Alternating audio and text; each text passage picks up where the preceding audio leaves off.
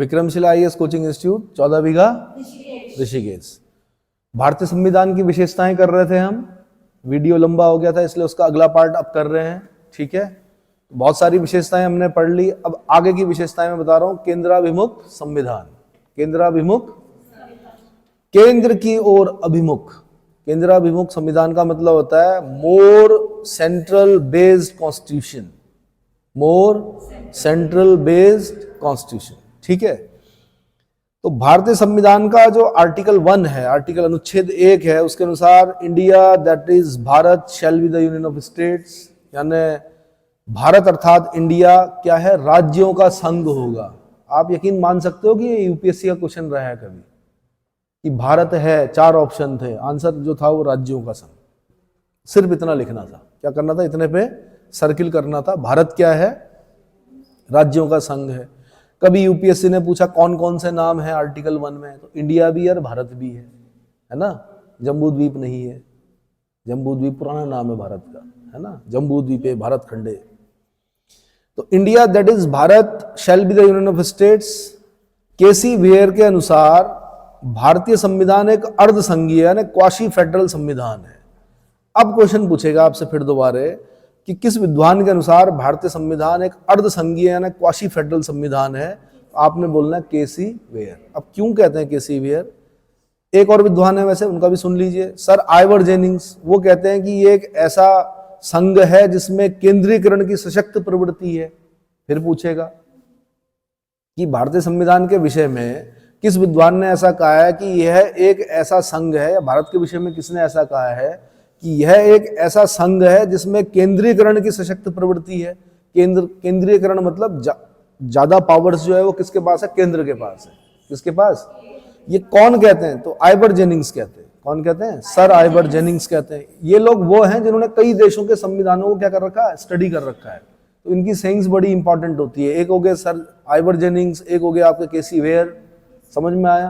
अब भाई भारतीय संविधान में संघात्मक शासन, संघात्मक संविधान के सभी प्रमुख लक्षण किसके, देखो सबसे पहले ना आप क्या करो, आप डायरेक्ट ऐसे नहीं समझोगे। संघात्मक संविधान की कुछ विशेषताएं होती हैं, ऐसे ही कुछ विशेषताएं किसकी होती हैं, एकात्मक संविधान की विशेषताएं होती हैं।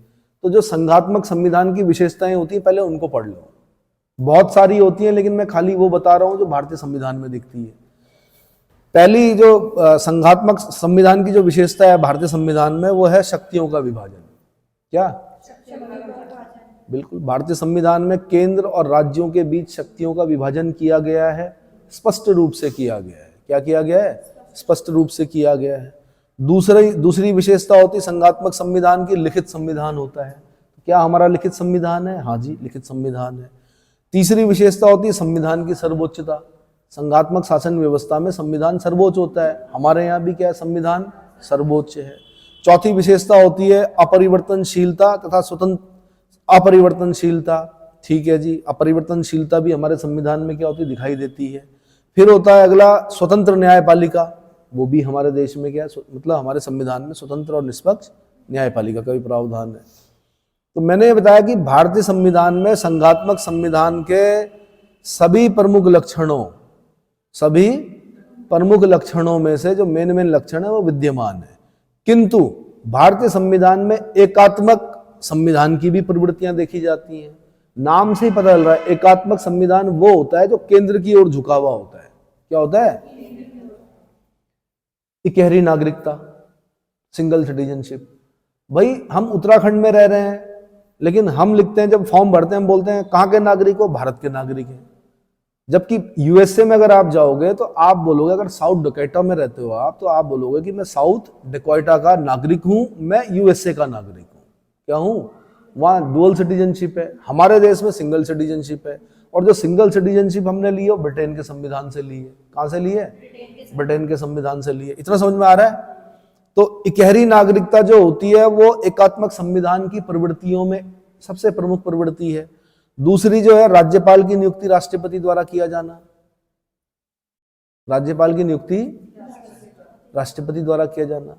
भाई राज्यपाल कहाँ का एग्जीक्यूटिव हेड है, स्टेट का, और राष्ट्रपति कहाँ का एग्जीक्यूटिव हेड है, केंद्र का।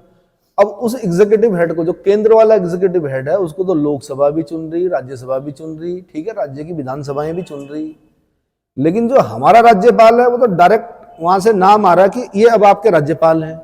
तो हमारी कहाँ उसमें क्या हो गई? मतलब राज्यपाल के बनाने में हमारी भूमिका क्या हुई? कायदे से तो ये होना चाहिए था कि जैसे संसद के दोनों सदनों के चुने हुए सदस्यों ने राष्ट्रपति को चुना, वैसे ही राज्य के दोनों सदनों के चुने हुए सदस्यों द्वारा राज्यपाल को चुनना चाहिए था। लेकिन क्या हुआ कि एकात्मक संविधान में क्या होता है कि राष्ट्रपति राज्यपाल की नियुक्ति करता है और भेजता है कहाँ? राज्य में। ये एकात्मक संविधान की विशेषता है। इस प्रकार से जो राज्यपाल होता है वो राष्ट्रपति का एक तरह से एजेंट होता है। क्या होता है? समझ में आ गया? ठीक है। तीसरी होगी आपातकालीन उपबंध। जब इमरजेंसी प्रोविजंस लगते हैं, चाहे वो 352 हो, चाहे वो 356 हो, चाहे वो 360 हो, सारी अधिकतर पावर्स कहाँ चली जाती? केंद्र के पास चली जाती है। किसके पास चली जाती है? तो जो आपातकालीन उपबंध हैं वो भी आपकी क्या एकात्मक संविधान की विशेषता है, वो भी दिखाई देती है हमारे संविधान में। ठीक है। नए राज्यों के निर्माण की संसद की शक्ति। अरे भैया, अगर उत्तराखंड बनाना है तो उत्तर प्रदेश बनाए ना, लेकिन शक्ति किसको दे रखी है? संसद को दे रखी है कि नए राज्यों का निर्माण कौन करेगा? संसद करेगी। नए राज्यों का निर्माण, सीमा में परिवर्तन, नाम में परिवर्तन, ये सब अधिकार किसके पास हैं? संसद के पास हैं। आर्टिकल 3 में पढ़ा होगा आपने। किसमें? आर्टिकल 3 में। तो ये संसद की शक्ति होती है। ये भी क्या हो गया आपका? एकात्मक संविधान की प्रवृत्ति हो गई। अखिल भारतीय सेवाएं। भाई आप लोग तैयारी कर रहे हो पीसीएस की, प्रोविंशियल सिविल सर्विस, प्रांतीय सिविल सेवा। तो प्रांतीय जो सबसे बड़ा पद है, मतलब कॉम्पिटिटिव एग्जामिनेशन के माध्यम से, वो पीसीएस है, एसडीएम है। लेकिन आपके ऊपर एक डीएम थोप दिया जाता है। वो कहां से आता है? अखिल भारतीय सेवा से आता है। और वो कहां से आ रहा हो? केंद्र से आ रहा है। सेवाएं भले ही राज्य में दे रहा है, लेकिन आ कहां से रहा है? नियुक्ति पत्र पर किसके सिग्नेचर हैं? राष्ट्रपति के सिग्नेचर है। समझ में आ रहा है? तो अखिल भारतीय सेवाएं। वन आपके हैं, फॉरेस्ट किसके हैं? राज्य के अंदर है ना। लेकिन जो डीएफओ है वो कहां से आ रहा है? केंद्र से आ रहा है। आपके राज्य में जो व्यवस्था है, सुरक्षा व्यवस्था, आईपीएस कहां से आ रहा है? केंद्र से। समझ में आ रहा है ना?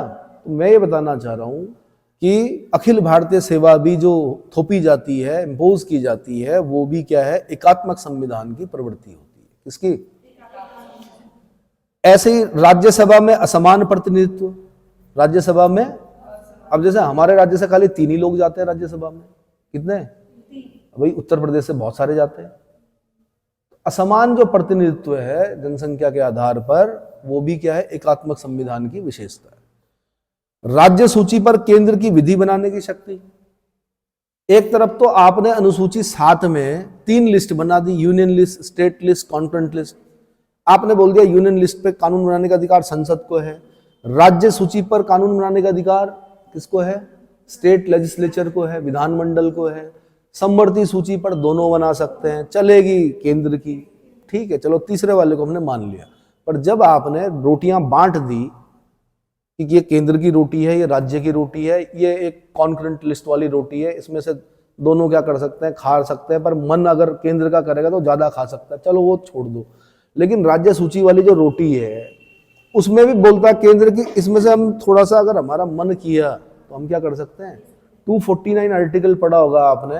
अगर राज्यसभा अपने उपस्थित और मतदान करने वाले सदस्यों के 2/3 बहुमत से प्रस्ताव पारित कर दे कि देश हित में क्या किसी सब्जेक्ट पर कानून बनाने का अधिकार संसद को मिलना चाहिए, तो वो कानून बनाने का अधिकार किसको मिल जाता है? संसद को मिल जाता है। और संसद द्वारा बनाया गया ऐसा कानून 1 साल तक क्या होता है? प्रभावी होता है। और फिर राज्यसभा फिर 1 साल बाद फिर वैसा ही कर सकती है, और अनंत समय तक क्या कर सकती है? राज्य सूची के उस विषय पर कानून बना सकती है। तो भैया ऐसा क्यों किया? तो ये भी क्योंकि एकात्मक संविधान की विशेषता है। किसकी? कि राज्य सूची के विषय पर कानून बनाने का अधिकार क्या कभी कभी केंद्र ले लेता है। कौन ले लेता है? तो 249 आर्टिकल याद रखना। क्या रखना? वैसे तो 249, 250, 251, 253 ये याद रखने होते हैं आपको, ठीक है। पर 249 सबसे मतलब राज्यसभा की जब पावर्स पढ़ रहे होते हैं ना, तो एक 249 और एक 312 अखिल भारतीय सेवाओं का सृजन, 312 में क्या है, अगर राज्यसभा को ऐसा लगता है कि नई अखिल भारतीय सेवा की आवश्यकता है तो नई अखिल भारतीय सेवा का सृजन का अधिकार वो संसद को दिलवा सकती है। तो दो आर्टिकल 249 और 312 ये दोनों राज्यसभा में स्पेशल शक्तियां हैं। बाकी राज्यसभा के पास ज्यादा पावर्स नहीं है, लोकसभा के पास ज्यादा पावर्स है। समझ में आया? ठीक है। तो जिसके आधार पर जेनिंग्स जैसे जो कुछ विद्वान है उन्होंने भारतीय संविधान को केंद्राभिमुख संविधान कहा है। भाई क्या कहा है? केंद्र की ओर अभिमुख संविधान। अतः भारतीय संविधान संघात्मक होते हुए भी एकात्मकता की प्रवृत्ति को भी धारण करता है। देख लिया ना आपने, संघात्मक शासन की भी विशेषताएं हैं और एकात्मक संविधान की भी क्या है? विशेषताएं हैं। ठीक है। डॉक्टर अंबेडकर ने कहा है कि संविधान को संघात्मक के तंग ढांचे में नहीं ढाला गया है, क्योंकि जो संघात्मक संविधान होता है उसका जो ढांचा है वो तंग माना जाता है। क्या माना जाता है? तो अंबेडकर कहते हैं कि संविधान को, भारतीय संविधान को संघात्मकता के तंग ढांचे में नहीं ढाला गया है। जी ऑस्टिन ने, अगला लाइन बता रहा हूं मैं, जी ऑस्टिन ने भारतीय संघवाद को सहकारी संघवाद कहा है। यहां से क्वेश्चन बना यूपीएससी में, उत्तर प्रदेश पीसीएस में, यूपीएससी में, कि भारतीय संघवाद को सहकारी संघवाद या कोऑपरेटिव फेडरलिज्म की संज्ञा किसने दी है? आंसर जी ऑस्टिन ने। याद रखना है इसको। आने वाले समय में उत्तराखंड का भी एक दिन लेवल क्या होगा? ऊपर बढ़ेगा, कभी ना कभी पार्ट और आर्टिकल से ऊपर आएगा, क्योंकि डीप स्टडी जब आपने की होती है तो क्या होता है, ये माना जाता है कि अगर आप इस डेप्थ तक जा सकते हैं तो आप उस डेप्थ तक भी जा सकते हैं। किस डेप्थ तक? जब आपने सेवाएं देनी है ना, जब आपके सामने फाइलें आएंगी तो क्या होता है कि जितना टफ पेपर होगा, अगर आप वहां से रिफाइन होकर निकले हो, इसका मतलब आप बहुत अच्छी डेप्थ में जाना जानते हो। क्या जानते हो? समझ में आ रहा है? अगर आपको इंडियन नेवी में जाना है तो आपका जो टेस्ट होगा ना, ठीक है वो तो ट्रेनिंग कराते हैं बाद में, लेकिन मैं एक एग्जांपल दे रहा हूं कि डायरेक्ट नियुक्ति करनी है माना, तो क्या किसी नहर में तैर रहा है आदमी उसको हम नेवी में भेजेंगे? नहीं भाई, देखेंगे हम कितना अच्छा तैराक है, क्योंकि सबसे पहले यही देखा जाता है कि हाथ पैर, अगर आपके हाथ पैर बंधे हुए हैं तो आप तैर पाते हो, सरवाइव कर पाते हो कि नहीं कर पाते हो। टफ ट्रेनिंग दी जाती है। क्या दी जाती है? और पानी के अंदर कितना रह सकते हो। ये थोड़े कि बाल्टी में आपने मुंह डाला और बस हो गया आप नेवी के लिए क्या हो गए। वो जमाना चला गया जब 2 दूनी पूछते थे लोगों से, कितना 2 दूनी, अब बोला 5। ये आदमी पटवारी बन सकता है, क्योंकि इसका हिसाब किताब जो 4 के नजदीक है। बहुत पहले की बात है, जब पढ़े लिखे नहीं होते थे लोग, किसी जमाने में बोल रहा हूं मैं। अब थोड़े होता है ऐसा, अब तो पेपर देना पड़ेगा आपको। क्या करना पड़ेगा? अरे भाई जमीन जुमीन नापनी पड़ती थी ना, जिसने 2 दूनी 5 बोल दिया इसका मतलब 4 के नजदीक आ गया हो, यानी थोड़ा बहुत आगे पीछे करेगा पर नाप ही लेगा जमीन। एक जमाना ऐसा भी था, मैंने कहा। आज से मैं अंग्रेजों के समय की बात कर रहा हूँ। गांव में कोई होता ही नहीं था पढ़ा लिखा। कितने लोग पढ़े लिखे थे? बहुत कम लोग थे। अब अगला जो विशेषता वो एकल नागरिकता है। क्या है? एकल नागरिकता। इसीलिए मैं बोलता हूं कि परीक्षाओं का पैटर्न ऐसा होना चाहिए कि हर पहलू को छुओ, खाली हाथी जैसा मत बनाओ सिलेबस। आपकी फिर हैसियत भी होनी चाहिए वहां से क्वेश्चन बनाने की। पेपर ऐसा बनाओ कि हर पहलू को टच करते हुए एक एक क्वेश्चन क्या हो, वरना बच्चा निराश हो जाता है। भाई गुप्त पढ़ा, मौर्य पढ़ा, कुछ आया ही नहीं उसमें से। बच्चे ने क्या पढ़ा? पूरा संविधान डीप पढ़ा, वहां से आपने खाली पूछ लिया मूल अधिकार किस भाग में। आप समूह गौ वाले से भी वही पूछ रहे, ग्रुप सी मतलब पीसीएस वाले से भी वही पूछ रहे। थोड़ा लेवल रखो, ठीक है। अब आप तो मेरा विरोध करोगे कि ये कठिन नहीं होना चाहिए। कठिन होना चाहिए, तभी अच्छा अधिकारी निकलेगा। एकल नागरिकता भाई, सिंगल सिटीजनशिप। संघात्मक संविधान द्वारा सामान्यता दोहरी नागरिकता। क्या? अच्छा, एक कठिन वो भी होता जो गाड़ियों में मिलती किताब, कौन सी चिड़िया आगे और पीछे उड़ सकती है। यूपीएससी ने बनाया ऐसे क्वेश्चन। हमिंग बर्ड जो होती है वो आगे और पीछे उड़ सकती है। वैसे प्रश्न क्यों बनाए जाते हैं? आपको तोड़ने के लिए बनाए जाते हैं। और वो जो बसों में जो किताब मिलती है उसमें लिखा होता है कौन सी चिड़िया ऐसी है जो आगे उड़ती है और पीछे भी वैसे ही उड़ सकती है। तो हम लोगों ने यूपीएससी में भी देखे ऐसे प्रश्न, ठीक है।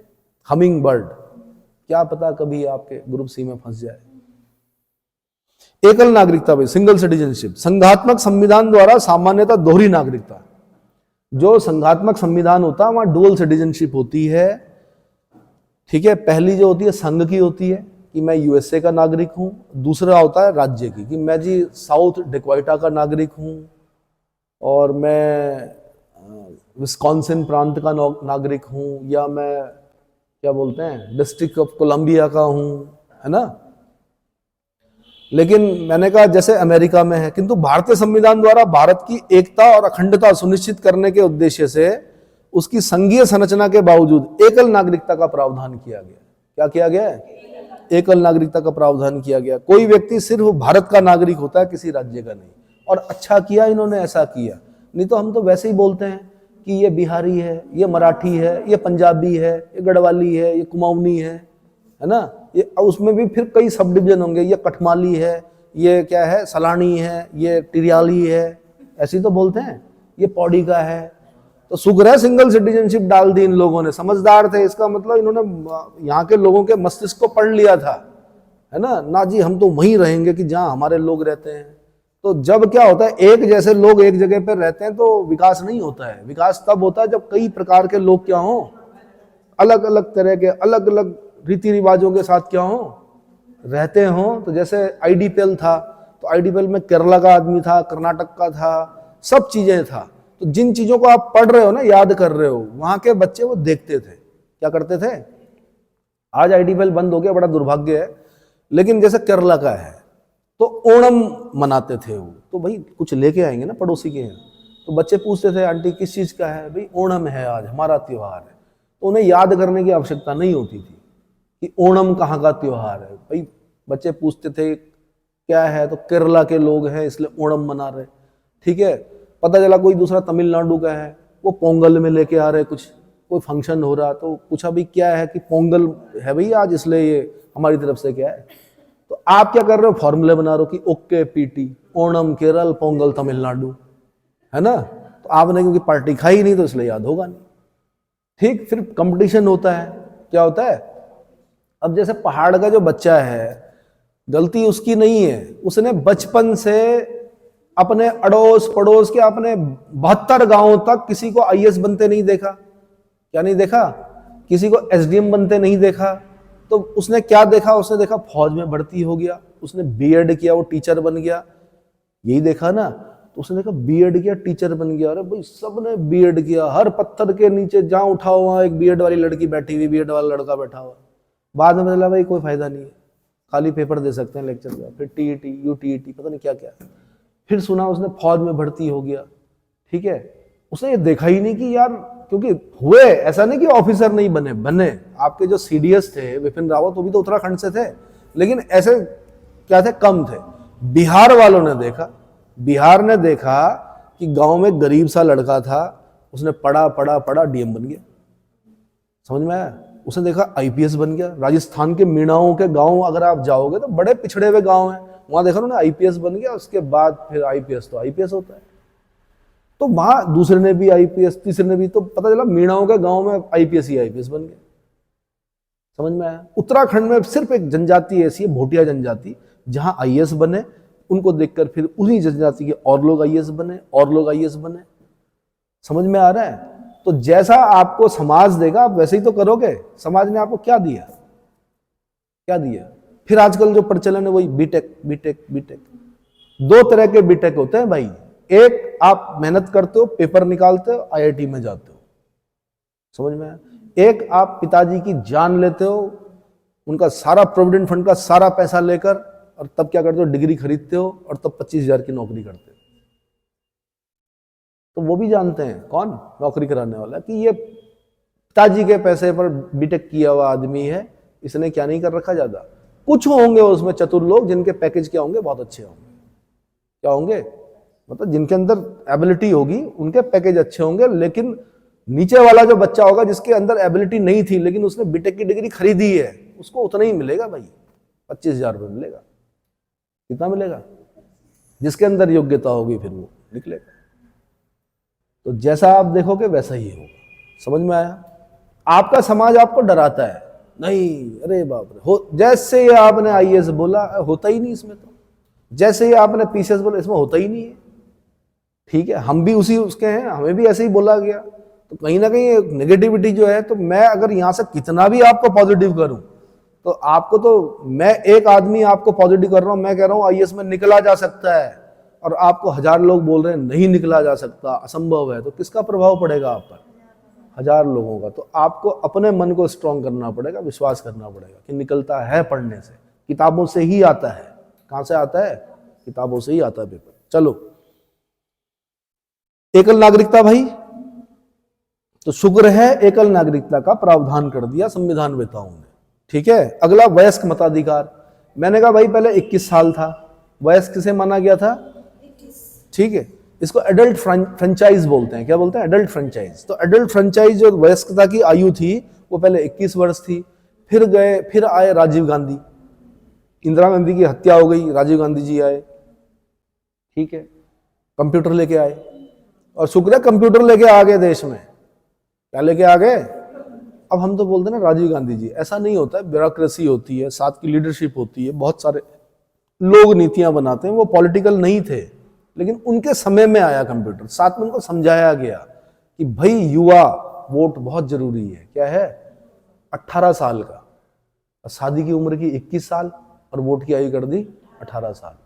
तो उससे बड़ा प्रभाव पड़ा। क्या? हालांकि आज भी हमारे 18 साल के बच्चों को ये नहीं पता कि लोकसभा का इलेक्शन है, राज्यसभा का इलेक्शन है, उपचुनाव क्या होता है, मध्यावधि चुनाव क्या होता है, विधानसभा का है, प्रधान का है, कुछ पता नहीं, बस वोट डालना है, बस भीड़ जाना है, क्या करना है, वोट डालना है। ना उनको ये पता कि केंद्र में कौन सी सरकार, राज्य में कौन सरकार, ना वो एजेंडा पढ़ते। भाई हर पार्टी का क्या होता है कुछ कि हम ये देंगे, दोगे ना, तो उस हिसाब को उसको पढ़कर वोट दिया जाता है कि ये करेंगे ये लोग। चलो, 61वां संविधान संशोधन याद रखना आपने, कौन सा? 1989 में हुआ। 1989 में 21 वर्ष से घटाकर क्या कर दी गई? 18 कर दी गई, और इसके लिए हमें अनुच्छेद 326 में संशोधन करना पड़ा। किसमें?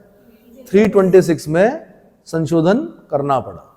ठीक है, प्रत्येक भारतीय नागरिक जिसने 18 वर्ष की आयु प्राप्त कर ली है, बिना किसी भेदभाव के मतदान का समान अधिकार प्राप्त है, किंतु अनिवास, क्या? अनिवास, चित्त विकृति, पागल वोट नहीं दे सकता, अनिवासी नहीं दे सकता। अब कोई यहाँ का नागरिक ही नहीं है देश का, वो वोट नहीं कर सकता। ठीक है, या आपका यहाँ का बना हुआ कार्ड और आप जा रहे हो तमिलनाडु में नौकरी कर रहे हो, तो वहां नहीं दे सकते आप, आपको वोट देने यहीं आना पड़ेगा। इस पर सरकार काम कर रही है। एक कार्ड, भाई one nation one ration card बन गया, वन नेशन वन कई चीजें बन गई। अब जो इलेक्शन का भी है, वन नेशन वन कार्ड शायद बन जाएगा आने वाले समय में। कि हो सकता है कि भाई मैं नौकरी करने तमिलनाडु जा रखा हूं, मैं 10 सालों से वहीं हूं, तो अब क्या मैं तमिलनाडु से यहां आऊंगा अपने प्रधान को क्या करने के लिए? मैं प्रभावित तो वहां की उससे हो रहा हूं ना, नीतियों से, मुझे तो वहां की नीतियां देखनी है, तो जहां पर मैं रह रहा हूं वहां पर क्या कर सकूं? वोट डाल सकूं। तो इस पर भी काम चल रहा है, देखते हैं क्या होता है। चित्त विकृति जो होगी भाई वो वोट नहीं डाल सकता। अपराधी जो होगा, ये बड़ा दुर्भाग्य है कि यहाँ पर अपराध की जो परिभाषा है वो अजीब सी दे रखी है। पर चलो, अपराध और भ्रष्ट आचरण वाला जो व्यक्ति होगा या अवैध आचरण वाला व्यक्ति होगा, वो भी वोट नहीं डाल सकता। ठीक है, उसे मताधिकार से क्या किया जाएगा? वंचित किया जाएगा। अगला, संविधान की सर्वोच्चता। अगली जो विशेषता है वो क्या? संविधान की। हमारा संविधान सर्वोपरि है। संविधान क्या है? सर्वोपरि है, क्योंकि सरकार के सभी अंग, कार्यपालिका, विधायिका, न्यायपालिका, इसी से अपनी शक्तियां प्राप्त करते हैं। किससे? संविधान से। किससे प्राप्त करते हैं? संविधान से प्राप्त करते हैं। ब्रिटेन में संसद की सर्वोच्चता है। क्या है? ब्रिटेन में संसद की सर्वोच्चता है। अमेरिका में न्यायपालिका की सर्वोच्चता है, लेकिन भारत में संविधान की सर्वोच्चता है। ठीक है, बता देता हूं कि संसद द्वारा, जो ब्रिटेन में क्या होता है कि संसद द्वारा जो निर्मित विधि होती है उसको न्यायालय में चुनौती नहीं दी जा सकती है। जबकि अमेरिका में अगर संसद ने कोई विधि बना दी और वो संविधान के अनुरूप नहीं है तो उसको असंवैधानिक घोषित कर सकती है, जीरो कर सकती है वहां की न्यायपालिका। लेकिन मैंने कहा भारत में संविधान सर्वोच्च है। ठीक है, भारत में शक्ति के स्रोत के रूप में संविधान क्या है? सर्वोच्च है। इतना समझ में आ गया। उसके बाद विधि का शासन। भाई भारतीय संविधान विधि के शासन की स्थापना करता है। किसकी? विधि के शासन की स्थापना करता है, जिसके तहत सभी नागरिक विधि के समक्ष क्या है? समान है। इक्वलिटी बिफोर लॉ, आर्टिकल 14 पढ़ा है। विधि के समक्ष समता, सभी नागरिक क्या है? विधि के समक्ष समान है। इसके साथ साथ राज्य और सरकार के सभी अंग भी प्राधिकारी एवं प्राधिकारी विधि द्वारा नियमित और नियंत्रित होते हैं। इतना समझ में आ गया? तो विधि का शासन जो है हमारा अगली विशेषता है संविधान की। उसके बाद भाई आपातकालीन उपबंध। आपातकालीन उपबंध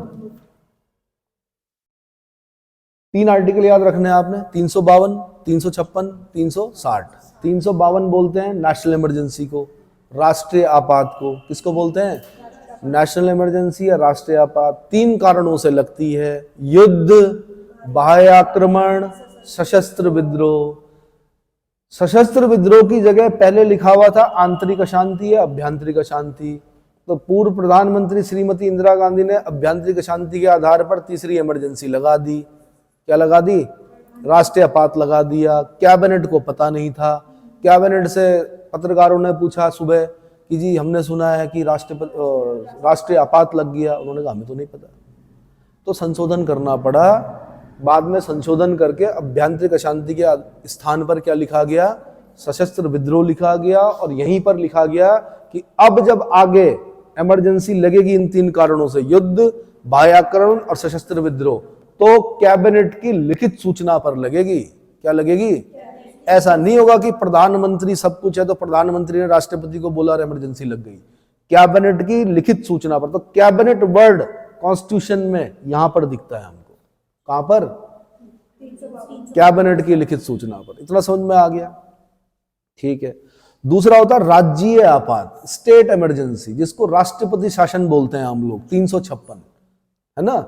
जब किसी राज्य में संवैधानिक तंत्र विफल हो जाए, संवैधानिक तंत्र विफल हो जाए, तो क्या होता है कि वहां पर राष्ट्रपति शासन लगाया जा सकता है। और राष्ट्रपति शासन 2 प्रकार से लगता है। एक कि संवैधानिक तंत्र विफल हो गया, मतलब 70 सीटें हैं उत्तराखंड में, 34 माना बीजेपी के पास है, 34 कांग्रेस के पास है, 2 यूकेडी के पास। माना बोल रहा हूं, भगवान करे यूकेडी के पास और आए, खूब सारी सीटें आए, क्षेत्रीय दल क्या हो, खूब फले फूले और नेता लोग अच्छे काम करें। पर मैं ये बोल रहा हूं कि 370 सीटों में क्या है, माना बोल रहा हूं कि एग्जाम्पल 34 क्या है बीजेपी, 34 कांग्रेस है, 2 यूकेडी है। ठीक है। और यूकेडी ने क्या कर दिया कि समर्थन दिया पहले किसी को, माना बीजेपी को दिया, सरकार बन गई। बीच में 6 महीने बाद उन्होंने समर्थन वापस ले लिया। क्या कर दिया? कांग्रेस ने कहा हमारी तरफ आ जाओ, तो यूकेडी के दोनों विधायकों ने कहा ना तो हम अब बीजेपी को देंगे, ना हम किसको देंगे, कांग्रेस को देंगे। अब हम बड़े दल के रूप में आएंगे। किस रूप में आएंगे? बड़े दल के रूप में आएंगे। और आना भी चाहिए क्षेत्रीय दलों को। उनकी नीतियां अगर सही, उनका जो एजेंडा अगर वो सही है, अगर वो मूल निवास दे रहे हैं, अगर वो आपको क्या कर रहे हैं, भूमि कानून दे रहे हैं, अगर वो रोजगार का क्या कर रहे हैं, वादा कर रहे हैं, या क्या बोल सकते हैं, क्या जो भी कर रहे हैं, अगर अच्छे वायदे कर रहे हैं तो आना चाहिए। उन्होंने कहा हम देते ही नहीं, हम इलेक्शन लड़ेंगे। तो अब क्या हो गया? संवैधानिक तंत्र विफल हो गया। क्या हो गया? संवैधानिक तंत्र विफल हो गया। संवैधानिक तंत्र विफल हो गया मतलब अब कौन बताएगा राष्ट्रपति को? राज्यपाल बताएगा। कौन बताएगा? राज्यपाल राष्ट्रपति से सिफारिश करेगा कि महामहिम मेरे राज्य में, जहां पर आपने मुझे मतलब राज्यपाल नियुक्त किया, वहां पर संवैधानिक तंत्र विफल हो गया, राष्ट्रपति शासन लगा दिया। इतना समझ में आ गया? दूसरा होगा कि केंद्र ने राज्यों को निर्देश दिए, कुछ क्या दिए, और राज्य केंद्र के द्वारा दिए गए निर्देशों का पालन करने में असमर्थ रहा, तो क्या होगा कि जो मंत्रिमंडल है, कौन है, कैबिनेट मिनिस्टर, जो मंत्रिमंडल है वो राष्ट्रपति को, या मंत्री परिषद जो है वो राष्ट्रपति को बोलेगी जी केंद्र ने राज्यों को निर्देश दिए थे, राज्य उन निर्देशों का पालन करने में असमर्थ रहा, आप क्या कीजिए, राष्ट्रपति शासन लगा दीजिए। यहाँ पे गवर्नर की भूमिका नहीं है, यहाँ पे केंद्रीय मंत्रिपरिषद की भूमिका है, तो वो राष्ट्रपति को अवगत कराएंगे। इतना समझ में आ गया? तो 2 तरह से क्या हो सकता है, राष्ट्रपति शासन लग जाता है। अब क्या होता है वो मैं जब भाग 18 पढ़ा रहा हूँ वहां पे पूरा डिटेल में बताऊंगा कैसे होता है। ठीक है। तीसरा होता है भाई 360 वित्तीय संकट। क्या होता है? वित्तीय संकट मतलब financial emergency. It has not been practice so far, आज तक देश में नहीं लगी, न लगनी चाहिए। लगेगी तो बहुत बुरा हो जाएगा भाई। क्या हो जाएगा? बहुत बुरा होता है। जिस भी देश में लगता है, अर्जेंटीना में लगी थी एक बार, तो पता नहीं कितने राष्ट्रपति चेंज हुए, लेकिन स्थिति नहीं सुधरी वहां पर, बहुत बाद में जाके सुधरी। ठीक है, तो वित्तीय संकट इतना समझ में आ गया। इसमें एक फॉर्मूला और याद रखना है आपने, 352, 356, 360 के साथ आपने 122 याद रखना है। क्या याद रखना है? 122 का मतलब यह है कि ठीक है, प्रोक्लेमेशन हो गया, इमरजेंसी डिक्लेयर कर दी राष्ट्रपति ने, लेकिन 1 महीने के अंदर संसद को राष्ट्रीय आपात का ओके करना पड़ता है, अनुमोदन, तब जाके वो आगे चलेगी। 1 महीना, 2 महीना, 2 महीना। 122 इसलिए बोल रहा हूं कि नेशनल इमरजेंसी के लिए 1 महीना मिलता है। 1 महीने के अंदर अंदर संसद उसका क्या करेगी? अनुमोदन करेगी। क्या करेगी? कैबिनेट ने लिखा है ना। किसने लिखा है? कैबिनेट की लिखित सूचना पर राष्ट्रपति ने आपात की उद्घोषणा की है ना, तो कैबिनेट सब कुछ तो नहीं है भाई, और भी तो है। पूरी संसद जब बोलेगी कि हाँ ठीक है, जो ये उद्घोषणा है ये ठीक है, तब वो आगे नेशनल इमरजेंसी चलेगी। राष्ट्रपति शासन है, राज्य में लग गया राष्ट्रपति शासन, लेकिन 2 महीने के अंदर, यहां पे 2 महीने मिलते हैं। कितने? 2 महीने के अंदर संसद को उसका अनुमोदन करना पड़ता है। क्या करना पड़ता है? संसद अनुमोदन करेगी तो वहां पर राष्ट्रपति शासन आगे चलेगा, और अगर अनुमोदन नहीं करेगी तो राष्ट्रपति शासन हटाना पड़ेगा वहां से। इतना समझ में आ गया। तीसरी वाली जो फाइनेंशियल इमरजेंसी है, उसमें भी 2 महीने मिलते हैं। समझ में आया? ठीक है, तो ये चीज है, ये पढ़ना है आपने। ठीक है, अब संकटकालीन घोषणा का सबसे प्रमुख प्रभाव यह होता है कि हमारा जो संघात्मक शासन है वो एकात्मक हो जाता है। क्या हो जाता है? और होना भी चाहिए भाई, क्योंकि इमरजेंसी लगी हुई है, तो फिर संघात्मक शासन का फिर गड़बड़ हो जाएगा। अगर संघात्मक शासन रहेगा, शक्तियां फिर कहां आ जाती? केंद्र में आ जाती है। किसके पास आ जाती हैं? केंद्र में आ जाती है। ये संकटकालीन प्रावधान संविधान को लचीलापन प्रदान करते हैं, जो कि भारत देश की परिस्थितियों में नितांत आवश्यक है। इस प्रकार हमारा संविधान संघात्मक होते हुए भी संकट की स्थिति में क्या हो जाता है? एकात्मकता का रूप धारण कर लेता है। सामान्य परिस्थितियों में भी एकात्मकता के अनेक लक्षण संविधान में क्या है? विद्यमान है। जैसे छोड़ो, इसलिए अनेक विद्वानों के बीच भारतीय संविधान के एकात्मकता एवं संघात्मकता के मुद्दे पर विवाद होता रहा है, लेकिन फिर एसआर बम्बई बनाम भारत संघ, किसमें? एसआर बम्बई बनाम भारत संघ के मामले 1994 में सर्वोच्च न्यायालय ने स्पष्ट कर दिया कि भारतीय संविधान एक परिसंघात्मक संविधान है। क्या है? परिसंघात्मक, यानी फेडरल संविधान है। कैसा है? तो अब ये यहां से क्वेश्चन बनता है, ये यूपीएससी लेवल का क्वेश्चन है। क्या है? ऐसा मत सोचना कि मैंने यूपीएससी बोल दिया तो पीसीएस में नहीं आएगा, पीसीएस में भी आ सकता है। कि किस केस में, किस वाद में सर्वोच्च न्यायालय ने भारतीय संविधान को परिसंघात्मक फेडरल संविधान कहा है? आंसर एसआर बम्बई बनाम भारत संघ 1994 के मामले में। क्लियर हो गया? ठीक है। ग्राम पंचायतों की स्थापना, गांधी के देश में ग्राम पंचायतें ना हो, ऐसा हो ही नहीं सकता। गांधीयन डीपीएसपी पढ़ेंगे तो गांधीयन डीपीएसपी में ही एक आर्टिकल 40 आता है, director principle of state policy को मैं डीपीएसपी बोलता हूँ। क्या बोलता हूँ? डीपीएसपी बोलता हूँ। तो गांधीयन डीपीएसपी यानी गांधी के जो राज्य के, मतलब गांधी का प्रभाव जिन राज्य के नीति निर्देशक तत्वों पर दिखाई देता है, उनको गांधीयन डीपीएसपी बोलते हैं। आर्टिकल 40 में कहा गया कि राज्य ग्राम पंचायतों का संगठन करने का प्रयास करेगा। क्या करेगा? ग्राम पंचायतों का संगठन करने का प्रयास करेगा।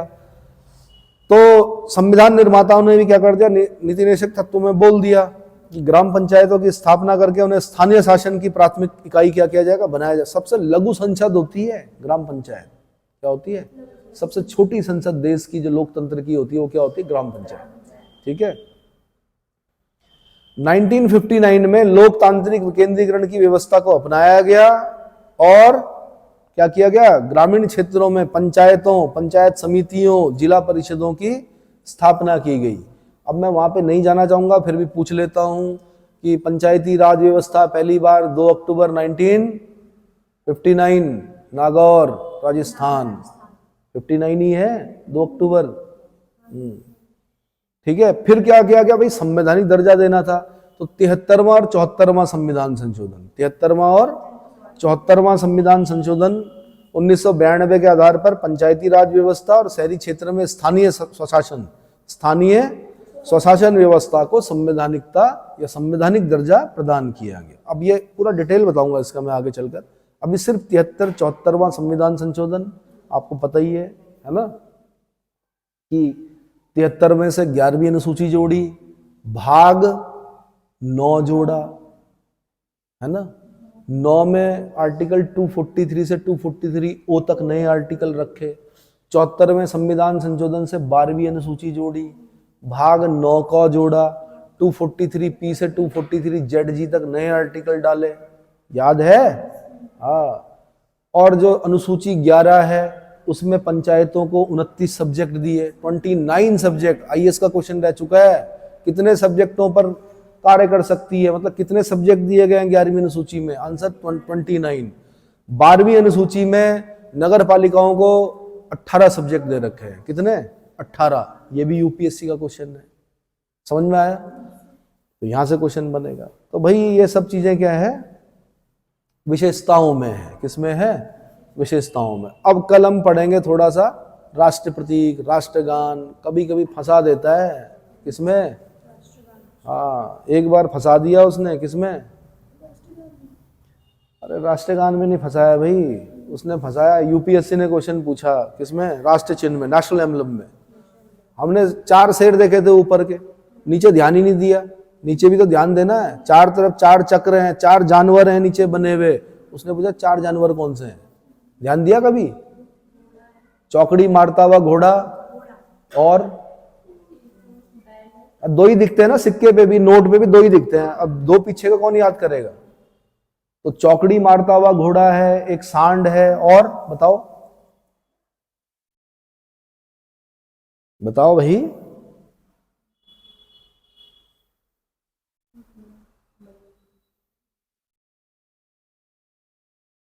नीचे बोल रहा हूं मैं। एक तो 4 शेर 4 तरफ मुंह करके बैठे हुए ऐसे करके, वहां तक तो देखा आपने। उसके नीचे जो बेस है उसमें 4 जानवर हैं। एक चौकड़ी मारता हुआ घोड़ा होगा, एक सांड होगा, एक व्याघ्र होगा, एक हाथी होगा शायद। चेक करो। हाथी और व्याघ्र होगा, वो दिखते नहीं है हाथी और व्याघ्र। आपको नोट पे भी अगर ध्यान से देखोगे तो चौकड़ी मारता हुआ घोड़ा, सांड दिखेगा, बस बीच में चक्र दिखेंगे आपको। तो यूपीएससी वहां तक क्या किया है उसने, वहां तक लेके गई है कि भैया पीछे के 2 जानवर कौन याद करेगा? हाथी और व्याघ्र।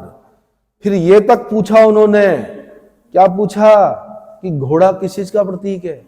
अदम्य साहस का प्रतीक है। ये भी पूछा उसने, सांड किस चीज का प्रतीक है? कृषि प्रधान अर्थव्यवस्था का प्रतीक है। समझ में आ रहा है? तो मैं कल बताऊंगा आपको, कल का वीडियो जरूर देखें। व्याघ्र उसी को बोलते हैं। व्याघ्र मतलब